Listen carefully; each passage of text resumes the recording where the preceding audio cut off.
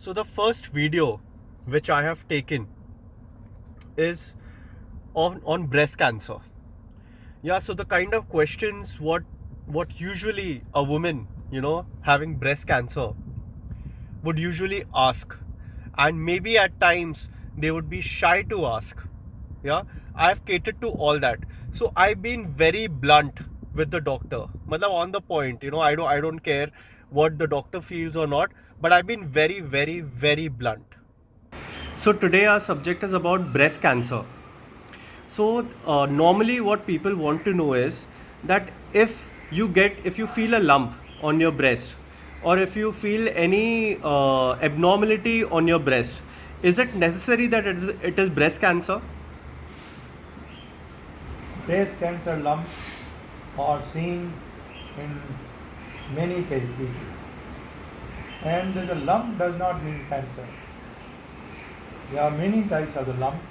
They are benign and they are physiological lumps. So one need not be afraid about the lump. But I think if somebody sees the lump, then it's better to show it to your gynecologist or whomsoever you are going, and try and make sure that this is not cancer. Although it may be only there's a 5% chance that it's a cancer, the lump. So 95% of the lumps are not cancerous. But it's still, nobody wants to miss that 5%, and therefore it's better to show it to the doctor. Okay. And is breast surgery important for breast cancer? Is that the only way to deal with breast cancer? Breast cancer, or today for that matter, the cancer is never treated by the single modality of treatment. We have surgery, we have radiation, we have chemotherapy, we have targeted therapy, and we have the immunotherapy. So there are large number of the varieties of therapeutic approaches which are available, and we have to integrate all of them. One, to make sure that we can get the better or the best of the results. At the same time, we can also conserve the normal tissue, or that damage to the normal tissue should be minimal. Okay. So if you have breast cancer on one breast, can it spread to the other breast quickly, or it takes time? That's only 5% chance, and that too it takes long time. Okay. So regarding chemotherapy, what are the medicines that you are using now? Medicines, chemotherapeutic agents are innumerable. It was in olden days, there used to be very few, maybe 5, 10. Today it's hundreds. So, depending upon the case, the extent of the disease, or the stage of the disease, the different combinations are used. Okay. So what about the curability of breast cancer? Like there is stage 1, stage 2, stage 3, stage 4. So a patient usually wants to know that if he has stage 1, is it curable? If he has stage 3, is it curable? If he has stage 2, is it curable? If he's stage 4, is it curable? The important thing to notice is all of us know that early diagnosis is the best solution. So if you have a stage 1 and 2, your chance of cure is 90%. While if you have a disease like a stage 3, your chance of cure is close to 50%. And in stage 4, it's very difficult to say that you are going to cure. But there are few stage 4 cancers also, breast cancer, which can be curable. So I think it all depends upon multiple factors, not only the stage, but also depends upon the biology of the disease, whether they are estrogen receptor, progesterone receptors, positive or negative, HER2 positive or negative. Similarly, whether their gene pattern fits in with the curable cancers or incurable cancers. So I think there are innumerable things which we integrate in our mind before advising the treatment and the trial in order to get the best of the results.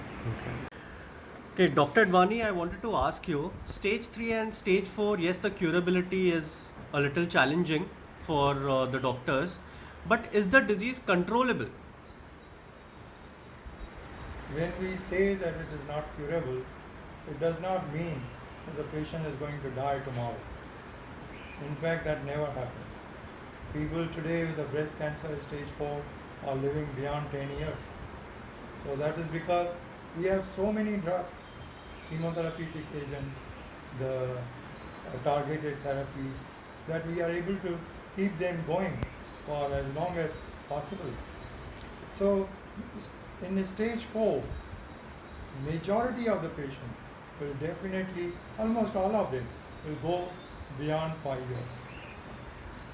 And at least 50% of them will go beyond 10 years. So I think it's a stage does not mean the end. It just means that the treatment is different, approach is different, maybe eradication is not possible. And if suppose you advise a patient for breast surgery, can the breast be saved? Can only the lump be removed and we can save the breast, or usually the breast is fully completely removed? I think nowadays, for last 20 years, 80% of the breast cancer is treated by the conservative surgery. But provided patient comes early. In stage 3 and 4, difficult to conserve the breast, although we do try. But in US, because people come very early, 90% of them undergo conservative surgery. While in India, still it is 50%. Of course, that is in the cities. But if you go to the villages, it's still the whole breast is removed. And nowadays with chemotherapy, people are very scared that there are a lot of side effects. There's hair fall. There is this, that is that. You cannot go and eat outside. You cannot do this. You cannot walk much. So is all these rumors true?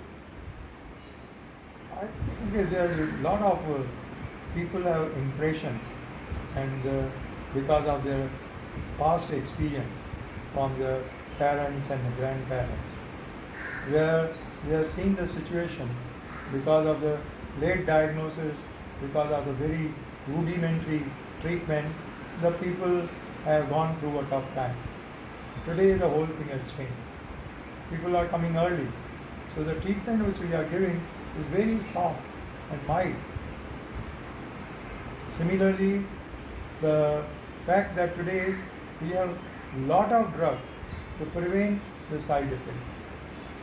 Today, with the chemotherapy, nobody will vomit, provided they are given proper pre-therapy to prevent the nausea vomiting. So we always feel very confident that there will be no nausea vomiting at all. Similarly, the weakness, some people feel weak after the chemotherapy, maybe after 3-4 days, but that's usually very temporary, only for a few days. Previously also, the white cell count used to go down. Today it does not, because we have the drugs to stimulate the white cell count. Loss of hair is there, particularly with some drugs. Not all drugs produce the loss of hairs. So we could be choosy about that to prevent the loss of hair. But one thing is definite, that they come back. So I think overall it appears that the side effects are not physically very irritating. Okay, one thing what people wanted to know regarding a diet, because there are a lot of people who say don't eat this, don't eat that, boil this and eat, boil that and eat. What do you think about the right diet which a patient should undergo? See, today you must remember that everybody is eating a good hygienic diet. All of us are eating good hygienic diet. Nobody is eating unhygienic food today. So the requirement in terms of the food is only one requirement, that it should be hygienic. I think that's the most important thing. If the food is hygienic, we can eat everything. There's no reason for us to say don't eat this. But one thing more beyond that is that all these patients are going to go through the chemotherapy. And during this period, they need a good physical condition, which means they have to be really nutritiously very, very strong.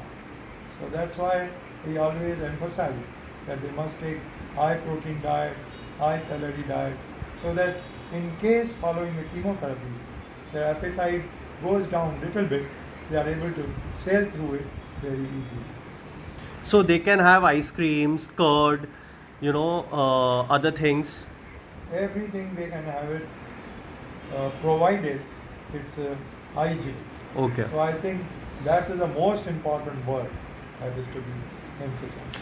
And can they go out? Can they go out for parties? Can they go out to meet relatives? Can they go out for functions?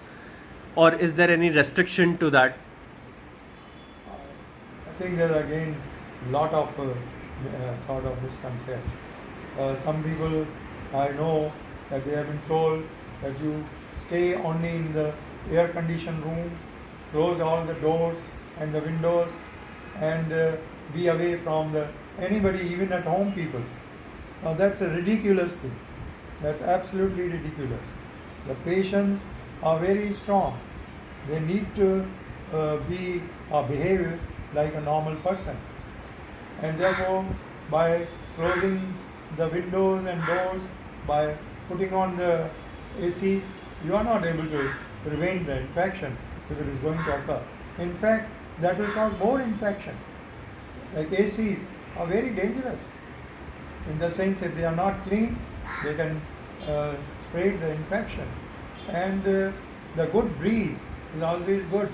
So if you are going to the open area, gardens, sea face, or any other place for the picnic, there's no problem, no question of infection over there. Because the fresh air, where is the infection in the air? There's no infection in the air. Only thing which we say is avoid a very crowded place. Crowded in the sense means it's not a crowd of 10 people, 20 people, 50 people. That's not called crowd. Crowd is when there are 100, 1,000 people coming together, meeting each other in a very crowded manner. Then you may avoid it. But if necessary, you can even attend such parties. Now there's a new trend of gene testing. How do you feel? How important is it in breast cancer? Do you recommend a lot of patients regarding gene testing, or do they come to you and ask you if they should get gene testing or not? Like, what is the benefit of gene testing, and is it really beneficial to do it with regards to breast cancer? I think in every cancer, the genetic information is giving us a lot to learn. But we are still in the learning phase. Still, the authenticity of all this data is not very well accepted. And therefore, but we are learning. And little by little, we have seen that it does help. Like when the breast cancer becomes resistant to some drug, we want to change the drug. Then according to the gene mutation, we can give the drug accordingly. So not at the time of initial diagnosis, because that's very much fixed and best treatment which is given. But in terms of later on, it becomes necessary. And there are a lot of myths that if you have pets in the house, it can give you more harm for breast cancer patients. So do animals or anything affect you negatively to a patient? I think the most important thing is not anything else but the hygienic. Okay. If the pet is hygienic, they are absolutely clean. There is no question of any contamination by them.